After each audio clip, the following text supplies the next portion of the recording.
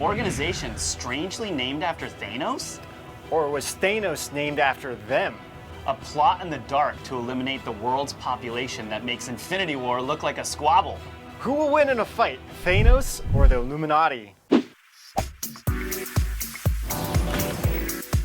hard to be excited when it's 9:30 a.m. I don't even know if they're gonna let me into this coffee.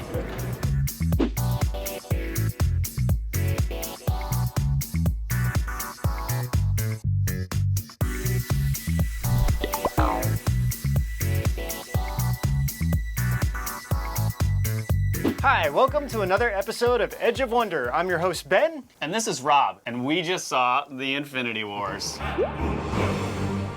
We're really excited for today's episode. Yeah, I mean, you know, how often do we get to mix weird with awesome? Right. So you guys might be wondering why we're doing a show on the new Avengers movie? Well, that's because some things that happen in the movie go along with real-life conspiracies that the movie corresponds with. So before we get into all of that, we thought we'd first give you our take on the movie.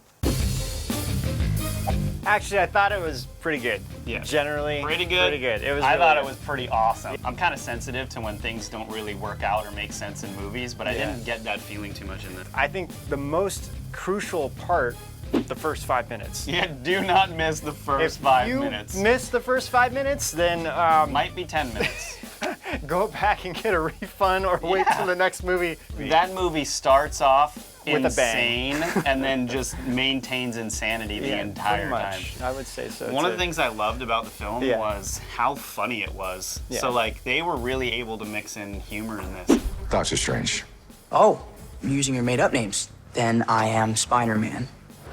With such a serious topic, Right. you know, world's population being like, I mean, at risk, they were actually able to mix a lot of humor into it. Yeah, I agree. And I mean, one of the things I was worried about is like how are they get all these characters with different personalities, and how are they going to mix together? And Right. Are they going to kind Is of it gonna be clash? awkward? Yeah. And no, totally Yeah. seamless, right? Right. Another thing that I actually really loved, and I'm a real stickler for CGI, Thanos' CGI was probably some of the best I've ever seen in my entire life. The way that he acted and all of that stuff, that was like so seamless. Like I could hardly tell it was CGI, it was that good.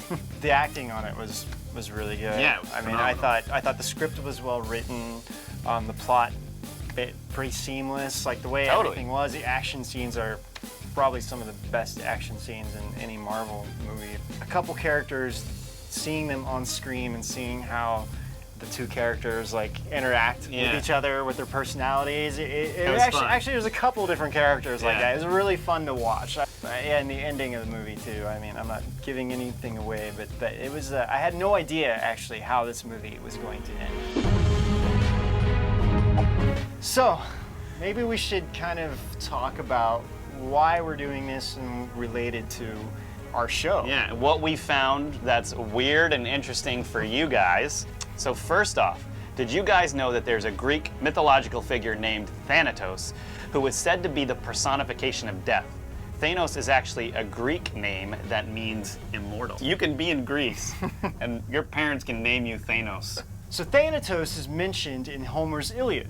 He was thought of as merciless and hateful of mortals and gods alike. But it gets weirder. Ben, tell them about that chaos magic group you found. Yeah.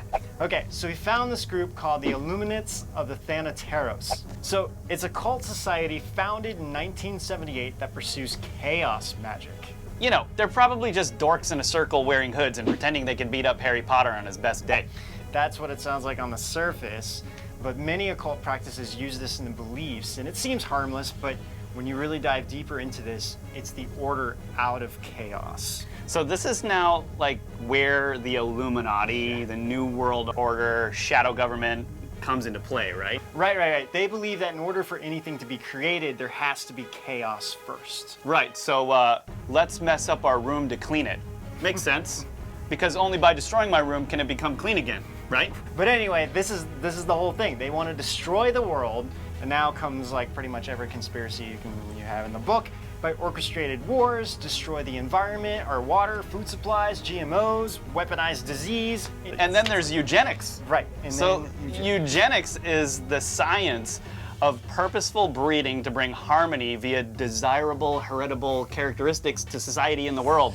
So remember Hitler and the Holocaust? Yeah, that's what happens when someone likes this theory. So the theory revolves around controlled population. So the reason this is all weird is because that's what Thanos is doing. He's killing 50% of the people at random because he thinks the universe's resources can't handle that amount of people.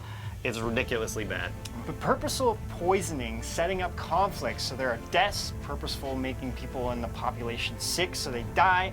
This is evil on a level even Thanos isn't really going to, so Right. it's kind of weird. Exactly. So like maybe you're one of those people that don't necessarily believe in the Illuminati or that all these things are going on, but think about how many celebrities, whistleblowers, and others have corroborated their existence, right?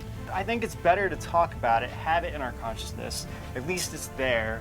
And if it doesn't exist, then it's okay. We're all crazy and we're just making stuff up. You know what I thought was weirdest about this? Yeah. So when Ben and I are doing like all the research for this, all of a sudden the Mars episode that we did, if you haven't watched our Mars episode, you definitely need to go watch it, actually came to the front, right? Because all of a sudden this alternative 1, 2, and 3, we start seeing like Dwight Eisenhower basically was around when all of this was being set up. Right, exactly. And so alternatives 1, 2, and 3 are how do we plan for basically like planned extermination of the human race? Like what do we do? How do we protect the human race, right? Well, right, because they actually believed that some kind of cosmic catastrophe was going to happen around the year 2000. It was or cosmic or like internally set up, or right? something going on.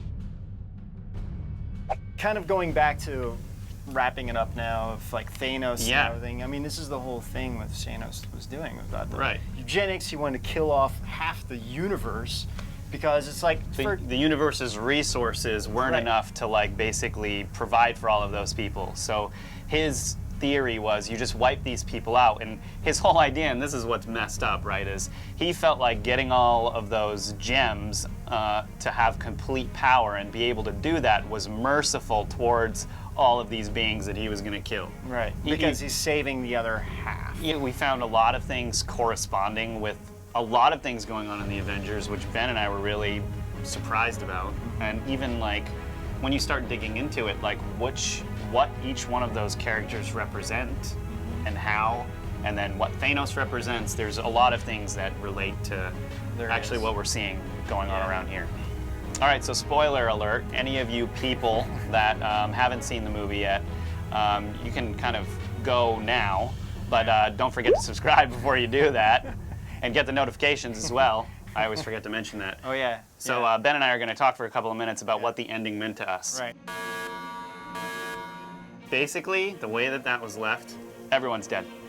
Well, Actually, no. So like everybody you'll dies. you'll soon Thanos see. lives. Everyone You'll- dies yeah. in the movie. No, not You'll really. soon see that basically all that's left is that core group of the Avengers that was there in the first Yeah. movie, basically, Well, and a okay. few more. You get the idea that something's going to happen that will bring everybody, most people, back. Right. Except for the people who physically died. You see their bodies and whatnot. There's gonna have to be something Yeah. where somebody gets a hold of that glove and brings everything back using the power of the glove, right? Exactly. So on a whole, I thought it was great the way that they did that and ended it. It was like oh, on yeah. par I mean, with like. I've never seen a movie like this before. Literally, it looks like the bad guy wins and everyone's like. Yeah, that's it was in like the on movie. par in that way with like Yeah. Empire Strikes Back. And Yeah, like, even terms of- worse than Empire Strikes Yeah, Back. I it mean, it is. really is. Literally half the cast is dead. Then what are we gonna do? What do you do? Yeah, but like I said, I think that they have there's something that's gonna happen that will bring most of these people back because the way they died is it's not like they're dead. It's like they just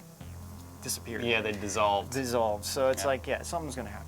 And definitely stay till the end of the movie so you can see that final after credit scene. Yeah, That's yeah, like yeah. key, right? You Yeah, guys are there gonna be is. excited. And it's related to Captain Marvel. Yeah. I can just say that. That's gonna be fun. Yeah. The very, very final. So there's only one ending scene.